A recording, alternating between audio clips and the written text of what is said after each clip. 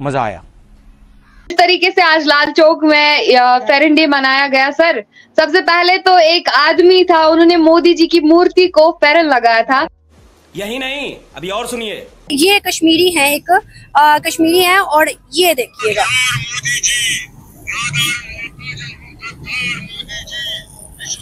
ये कहता है कि प्राइड मोदी जी, मेरी लाइफ मोदी जी। मोदी जी का इसने खुद स्टैचू क्रिएट किया है। तिरंगा मेरे सामने है घंटाघर, और दिल्ली से आते थे तिरंगा लहराने के लिए।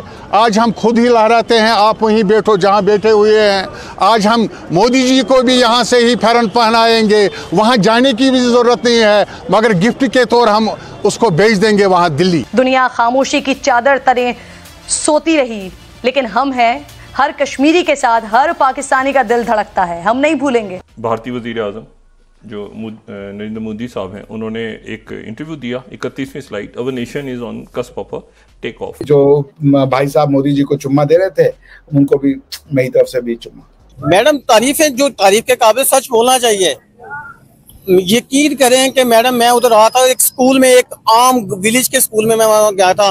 मेरी भाभी वो टीचर थी वहाँ पे, और उस लड़की से मैं इंग्लिश में बात नहीं कर सका था। अरे वाह। लेकिन आज एक आम कश्मीरी खुद आके जिस तरीके से बोला जाता था कि प्राइम मिनिस्टर को काफी हेट मिलता है कश्मीर में, लेकिन आज आपने खुद देखा कि ऐतिहासिक लाल चौक पर उनकी मूर्ति को कैसे फेरन पहनाया गया, उनको कैसे वो चूम रहा था। जो पाकिस्तानी प्राइम मिनिस्टर ने बोला कि कश्मीरी यूथ जो है वो पाकिस्तान के साथ है, क्या ये रियलिटी में क्यों होगा? एक मुझे रीजन बताइए कि कश्मीरी यूथ पाकिस्तान के साथ होगा, क्यों होगा? क्या पाकिस्तान हमें इलेक्ट्रिसिटी देता है? क्या पाकिस्तान हमें जॉब्स देता है? क्या पाकिस्तान हमें सिटीजनशिप देता है, या पासपोर्ट है हमारे पास पाकिस्तान का? अगर हम पाकिस्तान के हो गए तो हमें दुनिया में एक ही चीज मिलेगी, और वो है बेइज्जती, जो हम नहीं चाहते। जाहिर बात है, आज इंडियन पासपोर्ट होल्डर को इतनी सारी कंट्रीज में वीजा फ्री एक्सेस है। आपको पता है, अभी भी 5-6 देशों ने अभी इसी महीने हमें वीजा फ्री एक्सेस दे दिया। Malaysia, Iran, Vietnam, Sri Lanka already. तो ये लिस्ट बढ़ती जा रही है। आप देखिए यूक्रेन में क्या हुआ। एक पाकिस्तानी बस में जो पाकिस्तानी स्टूडेंट्स जा रहे थे, उनको इंडिया का फ्लैग लगा के निकलना पड़ा, तब वो वहां से निकल सके, जब यूक्रेन में फंसे थे वॉर के समय। इसका क्या मतलब है? क्या हम कश्मीरी ये सब देख नहीं सकते? क्या हमें पता नहीं है कि ये लोग इनफैक्ट इंडियन होने का दावा करते हैं फॉरेन कंट्रीज में जाके, ताकि इनको पर्क्स एंड प्रिविलेजेस मिल सके? तो हम क्यों खुद को गिराएंगे? हम क्यों खुद की बेइज्जती कराएंगे पाकिस्तान के साथ मिलके? अपने ऑडियंस को पहले ये बताना चाहूंगी कि चूंकि कश्मीर जो है भारत का क्राउन जेवल है, और आज जो है कश्मीर की मीरास, कश्मीर का कल्चर और कश्मीर का ट्रेडिशनल डे यानी कि इंटरनेशनल फेरन डे 21 दिसंबर को मनाया जाता है। तो जिस तरीके से आज लाल चौक में फेरन डे मनाया गया सर, सबसे पहले तो एक आदमी था, उन्होंने मोदी जी की मूर्ति को फेरन लगाया था। क्या कहना चाहोगे उस पे सर? क्या उस टाइम पे क्या थॉट्स आ रहे थे आपके दिमाग में?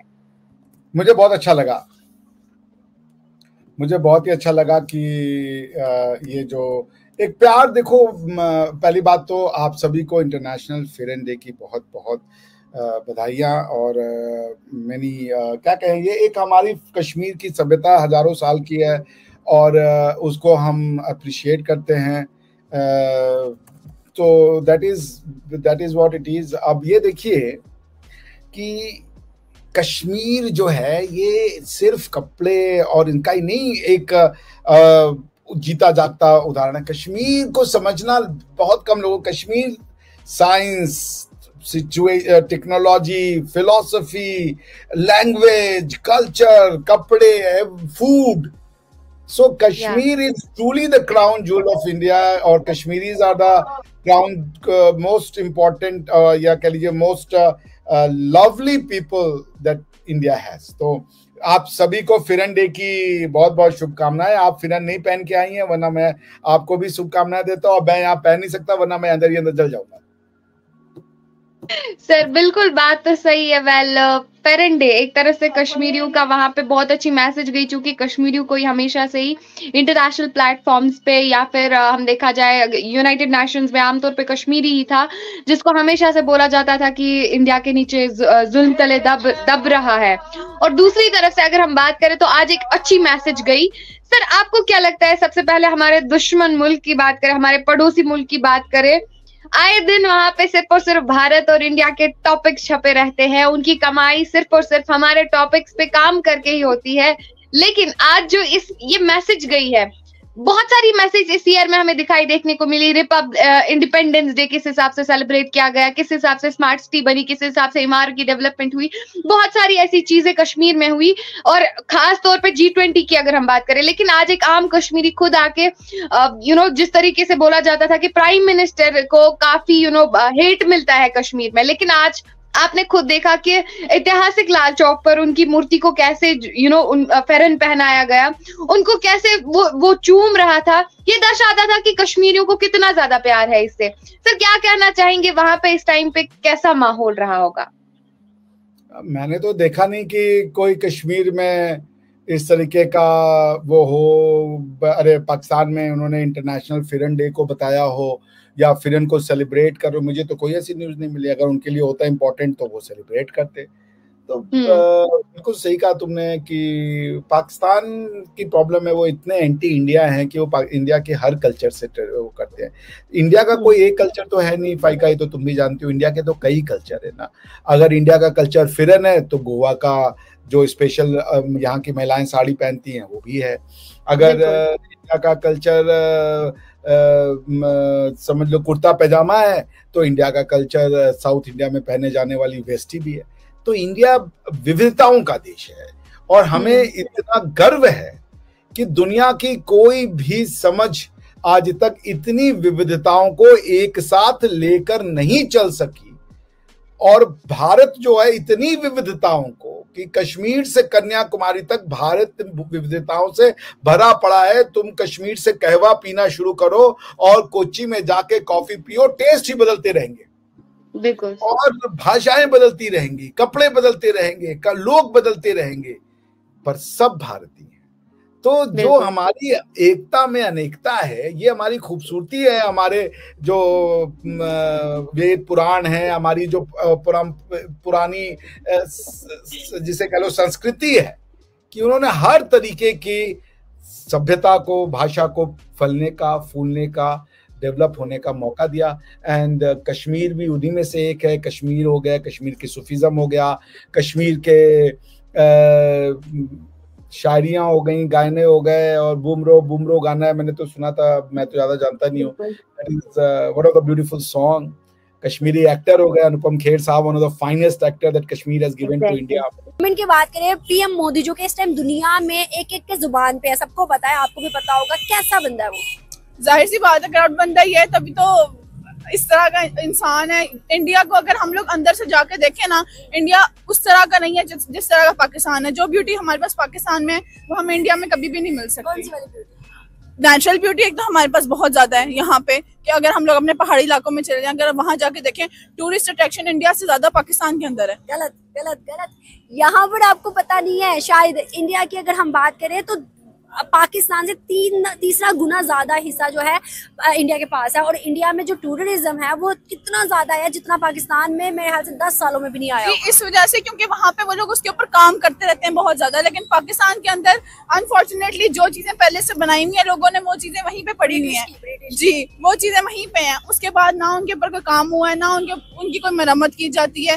रो के यहाँ पे सड़कें बनाई जाती हैं। अगर हम लोग मतलब कि सड़कों की इतनी बुरी हालत हो जाए कि वहाँ पे लोग मर रहे हो, तो जाके वहाँ पे सड़कें बनाई जाती हैं। अभी आपने कहा मोदी बहुत बुरा है ना, मतलब तभी दुनिया के नाम पे। अगर हम बात करें मोदी की, तो उस बंदे ने इंडिया के अंदर औरतों की एजुकेशन को बिल्कुल फ्री किया। औरत जहाँ जाएगी जीरो, कोई एक्सपेंस नहीं, बस में जाए, गाड़ी में जाए, मतलब जहाँ भी जाए जीरो।